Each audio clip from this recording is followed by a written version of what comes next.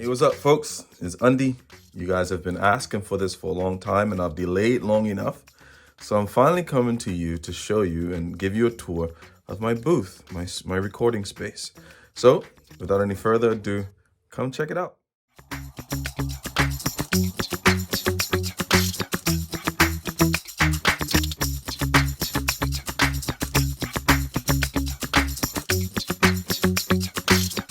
Okay, folks, so if you hadn't known, I've been playing DW drums for some time now. Not endorsed, but I really love their gear. As you can see, most of the hardware is also DW. So I'm just going to give you guys a quick breakdown from the front view. All right, so I'm using DW Collector's Series. This is a maple mahogany drum kit. And the wrap is custom. I actually did the wrap and refinished these drums myself, which I'm really proud of. Wanted to make sure that I mentioned that. But also, you probably noticed that although I'm using a drum rack, it's pretty unique, right? Like, you don't see a front bar, or at least portions of the bar are missing, and I designed it that way. Just some of my drum tech know-how. I cut the bars down and I kind of opened up this middle section to, show off a bit more of the drums. It's a pretty busy kit, but hey, it is what it is, right? All right, so this is what it's like for me to get into this room. Got a few extra cymbals down here, and come and kind of squeeze my way around the drum kit a bit. And this is the cockpit, man. This is the cockpit. This is where it all goes down, man. So, yeah, this is my view for the most part, and I love it. Let's start left to right. I use QSC as my interface and my live sound mixer. This is a Touch Mix 30 Pro. It's incredible. It has 24 plus channels for interfacing, right? So just imagine what that means in terms of large recordings for multi-tracking. And my live sound needs are also met with this board. Just to be clear, I'm going to be doing a tutorial on how I achieve my recording setup as well. So look out for that soon. All right, we've got our Roland SPD-SX, not endorsed, but I really enjoy it. I use this for all my auxiliary sounds and, snaps, claps, 808 bass drums, tambourines, and the like. And this little guy right here is something I get a lot of questions about. This is a snare volley. Literally, I just took a cheap steel snare and I took the bottom hardware and heads off and made it into a timbali. It's come to be a very big part of my sound, man, and I really love it. All right, let's talk the rest of the drums. All right, so as I mentioned before, I play DW drums. I do not endorse DW drums, but I really love them. Shout out to DW. So I'll just go ahead and talk to you guys a bit about the sizes. So my 8-inch tom is an 8x7. My 10-inch tom is a 10x8. And my 12 is a 12x8 as well. And then I've got a 14x14 floor and a 16x16 floor. And the bass drum is a 23, yes, you heard correctly, a 23x16. Pretty dope, right? And it's thunder. And then we have this baby right here, which is, quite lovely. This is a DW Collector's maple mahogany top edge snare. So it has the edge technology on the top there. It's a 14x7, and it's like kind of like the pinnacle of my sound. Nice wallop. It's really heavy too, but it records so beautifully. Love the snare. So naturally, the next thing we're going to talk about are drum heads. So I am very proud to announce that I endorse Remo Drumheads. I am down with the crown, people. I'm down with the crown.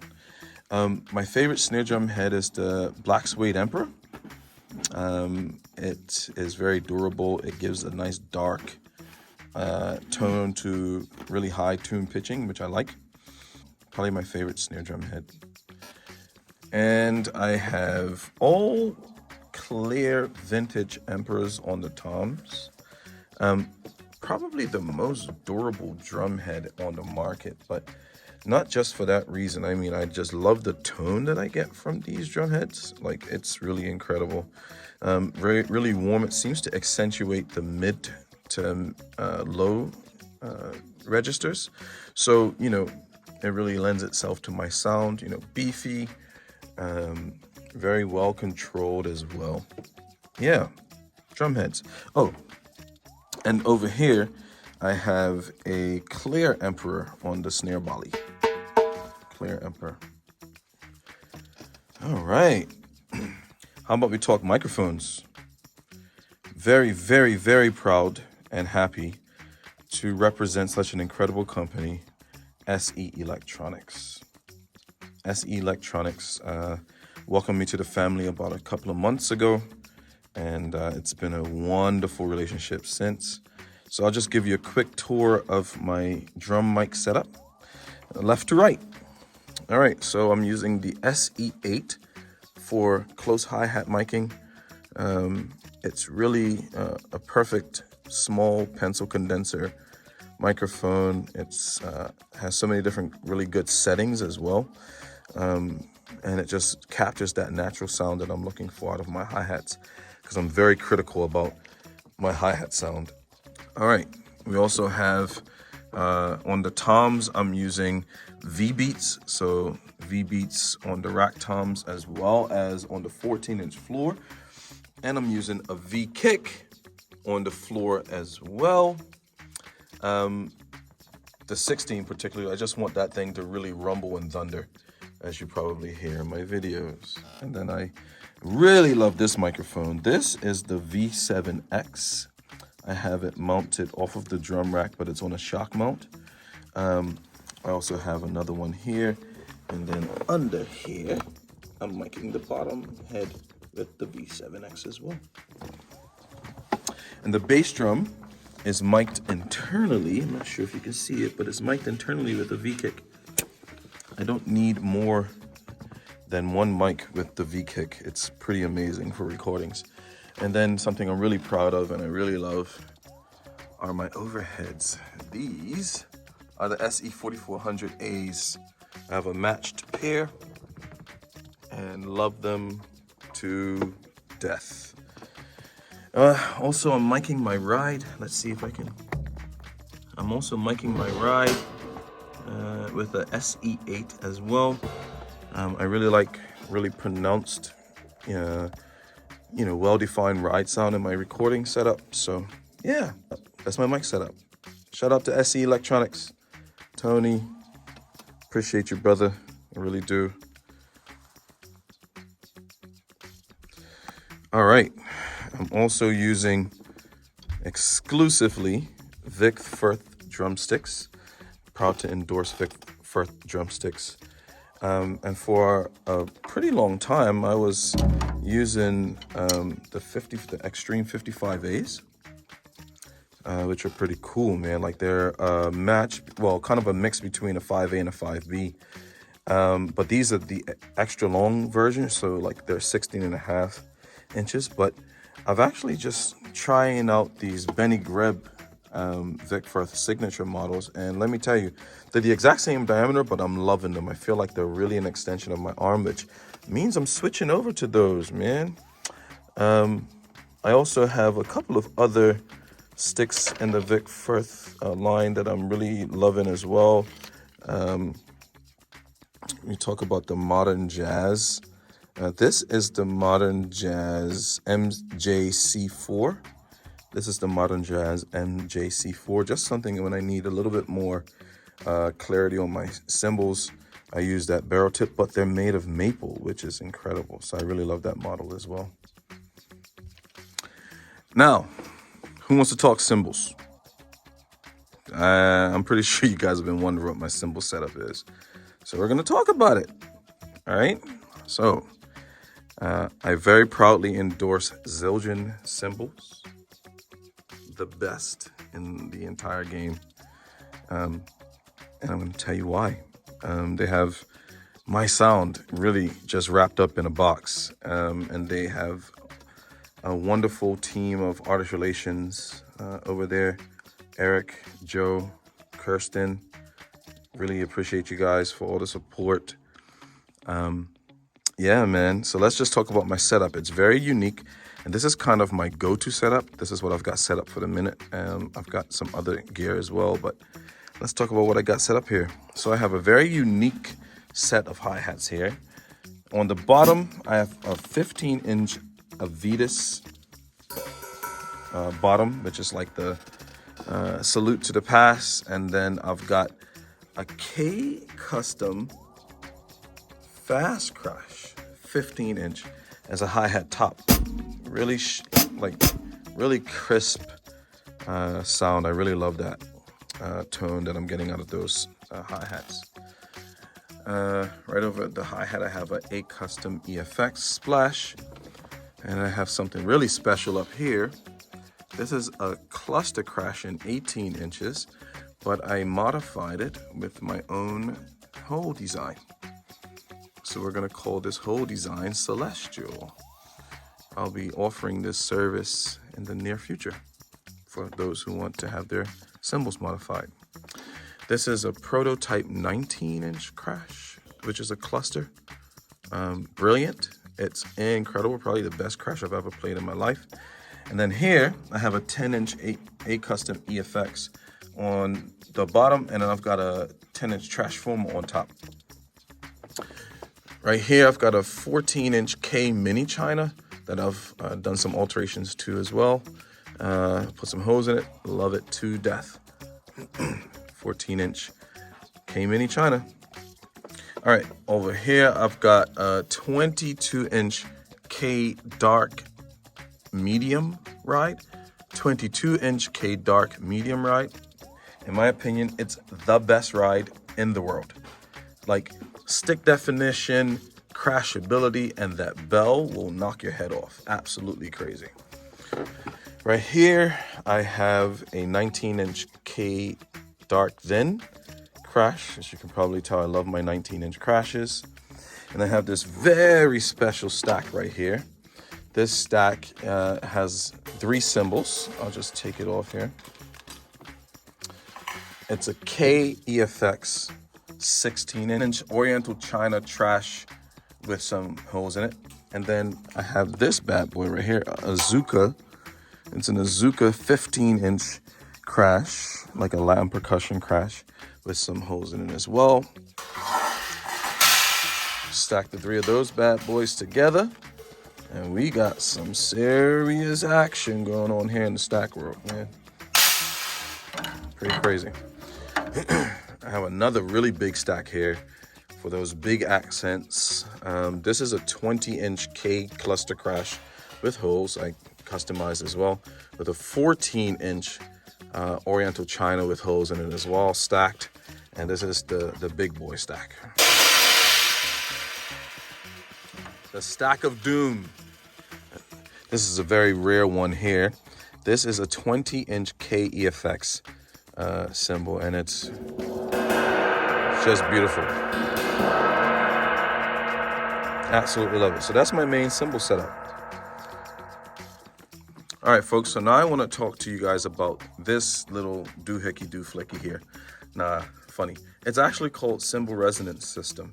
The Cymbal Resonance System is an ingenious design for a couple of reasons. One, it isolates your cymbal sound, so they really project, they really get the best character out of the cymbals. But then what they do is they decrease almost entirely that sympathetic hardware vibration that oftentimes interferes with recordings.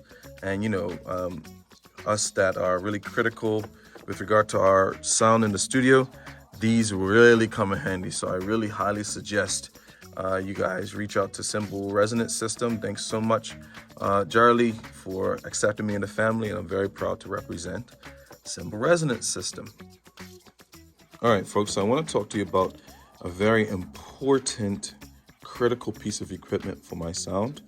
And you've seen many of my videos, and you see that little guy there on most of my snare drums.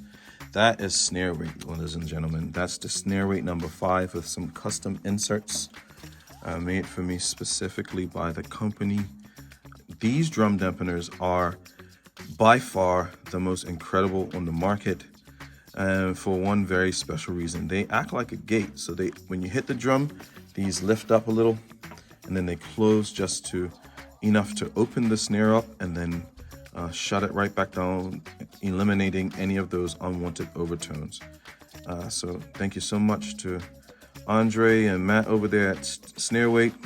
Much appreciate all the love. Go get you guys some. All right, folks, let's talk drum hardware. All right, let's talk drum hardware. So I designed this drum rack pretty much from a Gibraltar standard 3-sided curved rack, but I did some alterations. Obviously, I cut the middle bar into 2 pieces so that I can open up and show more of the drum kit, you know. But it has an interesting effect that I like on the tone of the drums. It allows them to feel like they're suspended and to sound like they're a bit more suspended. Yeah, I also created a no-leg snare stand, which I also mount my underside snare mic on, which is incredible. And using DW cymbal stands with cymbal resonance system on all of my cymbals. That's how much I love it. That's how much I love cymbal resonance system, folks. Of course, I gotta take care of my Zildjian cymbals. So it has 2 sides to this rack. So we'll go to the right and then we'll talk about the left. All right, on the right side, I've got my ride and everything else pretty much mounted over there. Curve rack, got some extensions going on here. All the multi-clamps that you're probably used to with Gibraltar gear. And I'm able to get all of that gear from that China and that 12-inch tom on over here on that one side of the rack. Incredible, right? So this left side is probably the more interesting of the 2 sides. As I mentioned, I created this little no-leg snare stand out of some extra poles I had.